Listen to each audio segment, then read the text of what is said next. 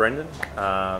I've been with BASE now for 2.5 years since they bought their Brisbane properties. I was with a previous hostelling company called BASE Backpackers prior to that for 2.5 years, and prior to that I was in 4 and 5 star hotels for about 15 years. So I've been in hospitality for just over 20 years now. So yes. Certainly, the hostel chain is BASE Backpackers. We're a hostel chain that currently encompasses both Australia and New Zealand. We have 8 hostels and bars across New Zealand, another 5 here currently in Australia. We're currently expanding our chain in Australia with affiliate properties where we don't actually have our own properties at this point in time. Certainly, there is a change in Australia, I guess, where people do move to such a large country from winter to summer, generally following the sun and following the warmth. A lot of people head down to Melbourne and Sydney for New Year's Eve and those sort of celebrations in our summer, and spread out more across the country in summer. In winter, we tend to find that more people move up through Queensland from the southern states up north. Into the tropics, into the Great Barrier Reef and Whitsundays, and spend their winter a bit like the ducks. They sort of like fly north in the summer up to the warmer climes and that sort of stuff. So yes, there's certainly a movement around, and also people looking for work. It's very important depending when they arrive and where they go to find their work. Mainly international guests is over 90% of our clientele. European is obviously one of our major guests that do come to us, whether it's from the UK or mainland Europe or Scandinavia. I think we're seeing some growth out of the Asian countries at the moment, and North America, Canada, which we haven't, it's been a while coming, but they're starting to come now, so I think it's been very good. And obviously an increase in the French visitors since the working holiday visa and reciprocal visa was created a few years ago. We're seeing a large increase each year in French visitors, but off a very small base. So yes, no, it's good.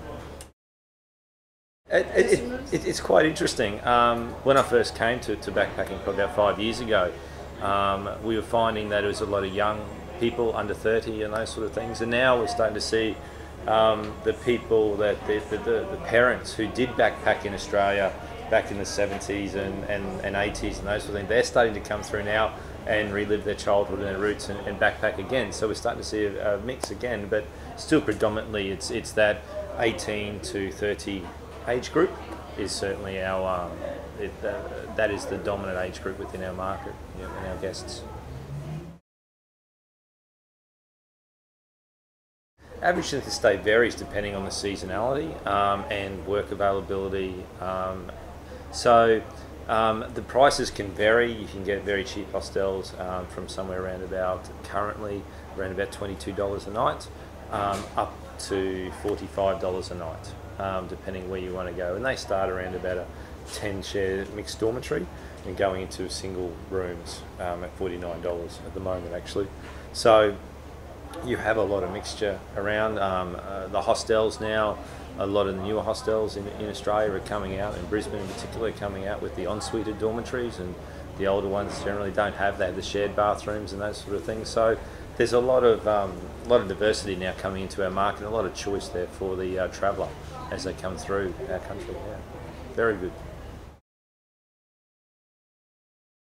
BASE actually bought both of them at the same time. Both hostels were owned by a previous company, and BASE bought them about 2.5 years ago.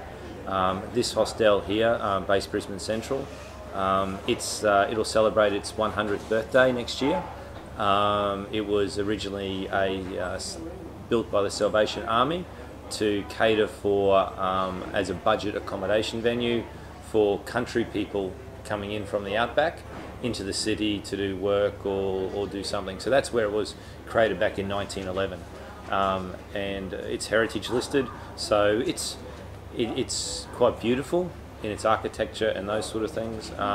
And then BASE Brisbane Embassy is a newer property. It's in the new style, little bit more same, no different in facilities and those sort of things, but it's certainly a lot more in the new age where it's a lot more cleaner. We're just undergoing a refurb down there at the moment to make it more modern with new paint, new carpets, new curtains, new furnishings. So that will get an uplift again, and then BASE Brisbane Central here will have a refurbishment in early 2011 to make way for its 100 years. So something we're very proud of.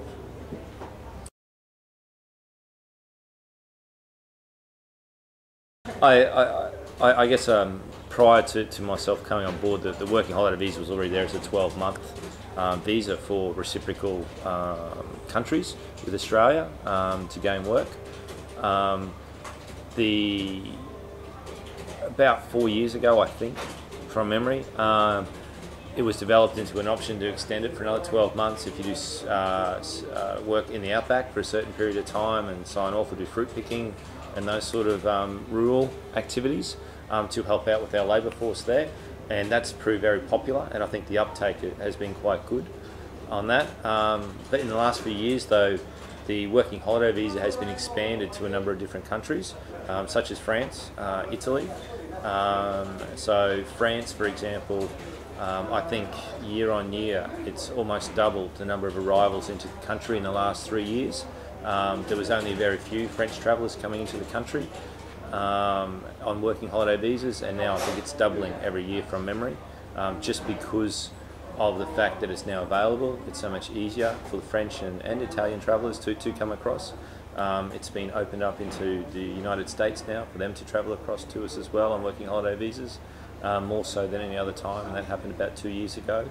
So the Australian government's been very proactive, and that's been because our economy has actually held up very well, and we still do have a lot of jobs based in our smaller country towns, up and down the Queensland coast or in fruit picking areas, or even working in a pub, a bar in outback Queensland or Bourke, where you visited, I believe. So the working holiday visa was developed to help out those communities, and also give those travellers that come to us the experience of Australia. I think you can't get, it's one thing to travel through a destination, but actually live in a destination in a community in Australia is certainly something very special. And so it's something I think that is a unique experience.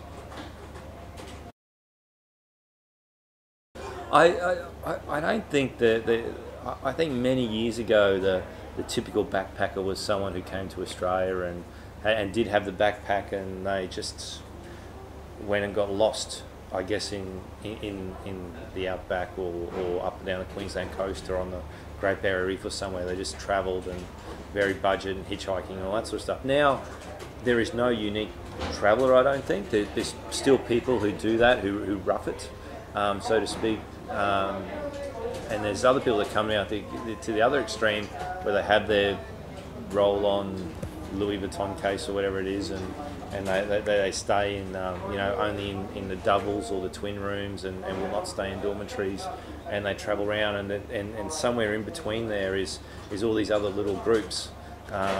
You hear this term now, flash packing, thrown around and those sort of things, and I don't know if there's such a thing as a flash packer, but certainly the travellers are a lot more carry a lot more technology with them. So we need to have charging stations for their mobile phones, their cameras. We need to have all those sort of things for them. So the travellers are changing, but I don't think there is an atypical backpacker anymore. I think there is every traveller that comes through our doors has different expectations, is looking for different experiences, is looking for different opportunities. So the typical backpacker, I think, has been moved out a lot, and we're now seeing a massive cross-section of people coming through our doors that are all after these different experiences, and it's quite amazing and quite challenging for our team, but also very good for our staff to experience this, and I think it's a wonderful thing.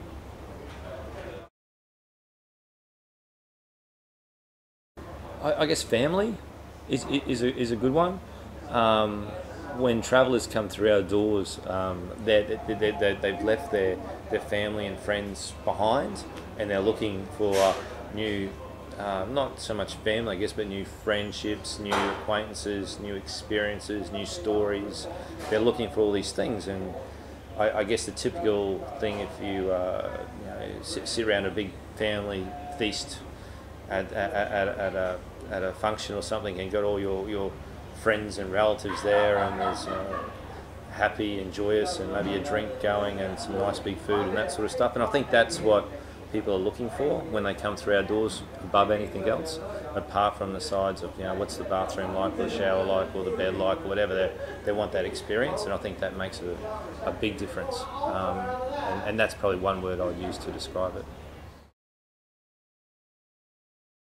I guess here at BASE Brisbane Central, we are more, we do try to be a full service hostel. So not only do you get your bed, we have 2 bars, cafe, restaurant, we have global gossip, internet here, not only in desk but also wireless and Wi-Fi throughout the whole place, so you can sit on your bed and get access to wireless internet.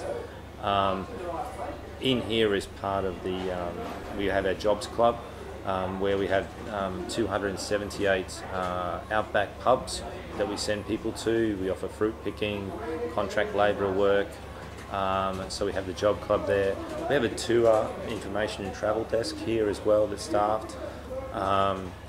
We can help people with tax back, with help them find a dentist or an embassy, help them in most areas. I don't think there's too many hostels that actually run their own and man their own job club Monday to Friday, 9 to 4.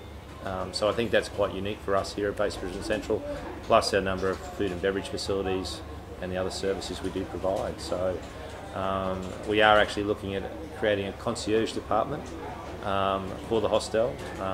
We do have just over 400 beds, and we are quite busy year round.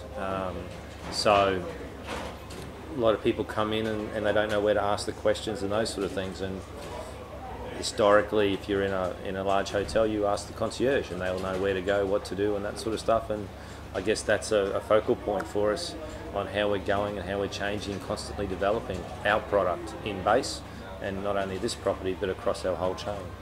So it's very important for us.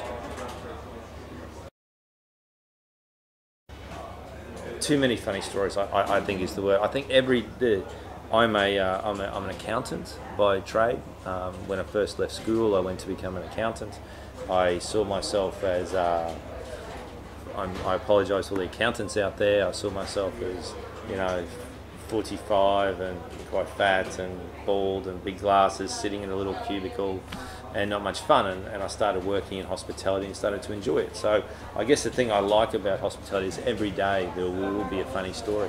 Every day will be something different. Every day there'll be a new person that something happens. We have 500 and we have just under 600 beds here in Brisbane, 694 at the moment across our property. So we run very high occupancy, so year round. So with that many people and travellers, there's always stories that come in. So and I wouldn't like to probably say any stories in case I do embarrass someone or do something, but there are funny stories every single day, and there are good stories too, of where things do go right for people, and they miss something, and we're able to find it for them or help them, or something's happened with their job or their work or with a visa or something like that, and we're able to help them. So not only funny stories, but a lot of happy stories and that sort of stuff as well.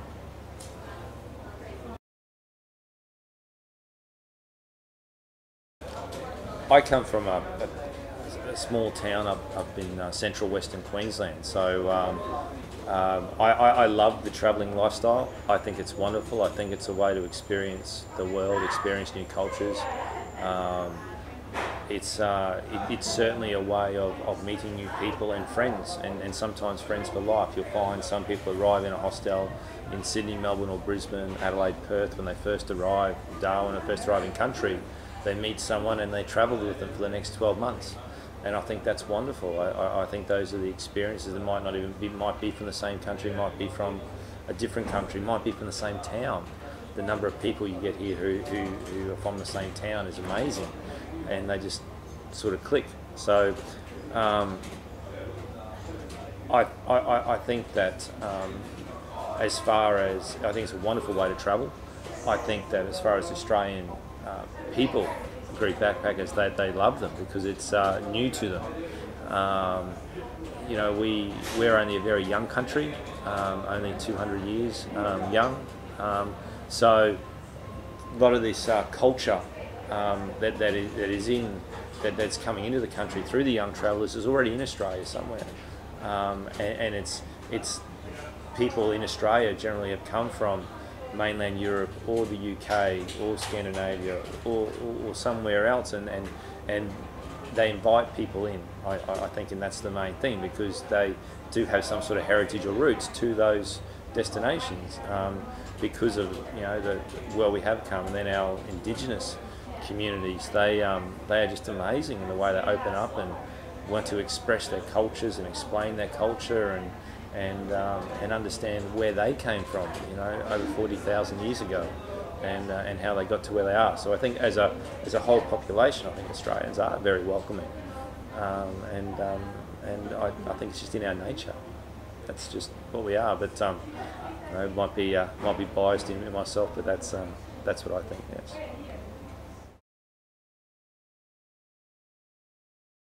I think what we're dealing with behaviour and backpackers, I think that the biggest thing, and young travellers really instead of backpackers. I think backpackers is quite a bit of an old term, but young travellers today, they're leaving home for the first time, they're leaving their friends, their families, they're off to see the world. It's a big adventure, and they're exploring not only what the world's got to offer, but they're exploring themselves. And yes, they do. We do have a few young backpackers who are a little bit mischievous at times and a little bit naughty, and but that is life. You get that in every facet of the community. When I was in 4- and 5-star hotels, we had a lot of people that had their own behavioural challenges and didn't behave quite right in our properties and that sort of thing. And so I think it goes across society. The young people who are travelling and are coming out to see our country and experience the world and find themselves, you know, yes, they do play up from time to time and they have a good time, and we just try to make sure that fun is they're safe, they're secure, they do have fun, but at the same time that people get the experience they want out of it. As I said before, there's many travellers coming now with no atypical backpacker or no atypical youth traveller. Now it's many people coming on gap years and after they finish university or just to experience the world, and some people want to come and just sleep, some people want to come and party all night, so it's very different. So yes.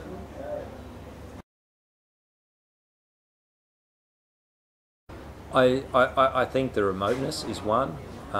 It still is, while it still does have its adventure, it is also quite westernised, I guess, or not westernised is a bad word, but quite developed, I guess, in far of industry and culture and those sort of things.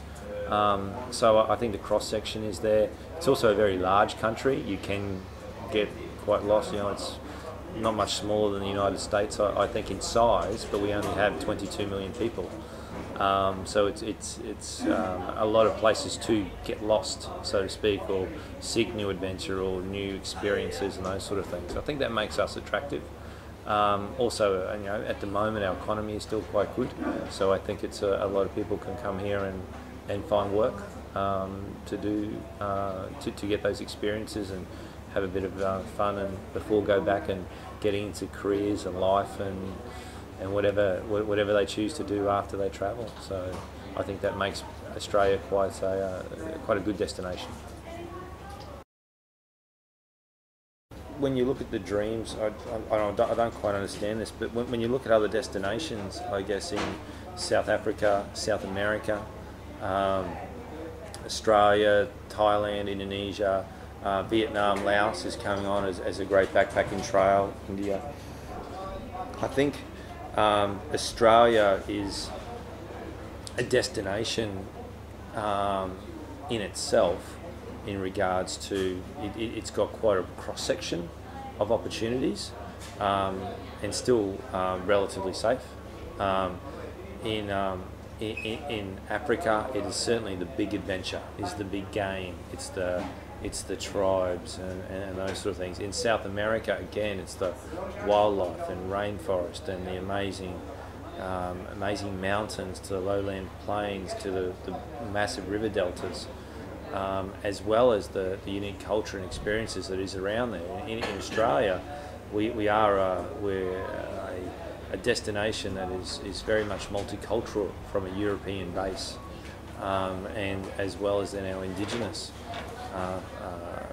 community that comes into us, and that's really what forms us. So in some ways we are quite, we've developed our own culture of being quite laid back and cruisy and open and friendly and those sort of things, but realistically our culture is developed from one big melting pot of Europe, I think. So, and the good thing about it though is we have desert, we have mountains, we have rainforest, we have Great Barrier Reef, we have amazing surfing, amazing beaches. So we have a lot of experiences that I think people want in relative to this culture that is a European melting pot, I think. So.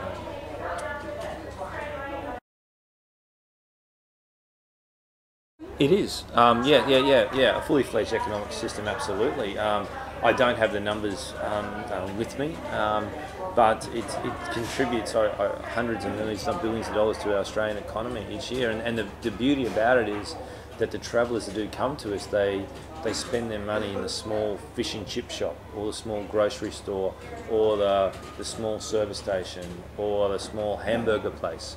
They actually get out and experience the community. They just don't come and get shuffled into these tourist orientated facilities. They actually want to experience things and want to get out and do these things, and I think that's the beauty of backpacking. And I think it's I don't think it's quite understood. Its total value isn't understood by people in government and sometimes and in these tourism organisations. I think it's always put down there somewhere because, you know, we generate a lot of money for the economy, but you know we don't. The hostels and the places that go to the back bar, they're all quite work on very low margins. You know, we do not sell rooms in hotels for $250, $300 a night and make these big margins, and we sell quite cheap beds, so we need a lot of people to stay in business.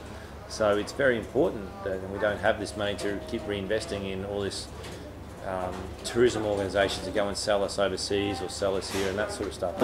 And I think that's very much misunderstood at times.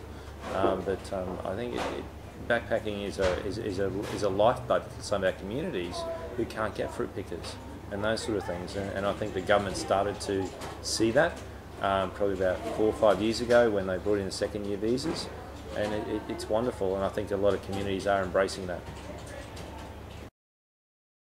Thank you for the opportunity, and it was wonderful to meet you and talk to you, and hopefully we'll see you back through here sometime soon. It's wonderful. Thank you very much. Thank you. Administration of BASE.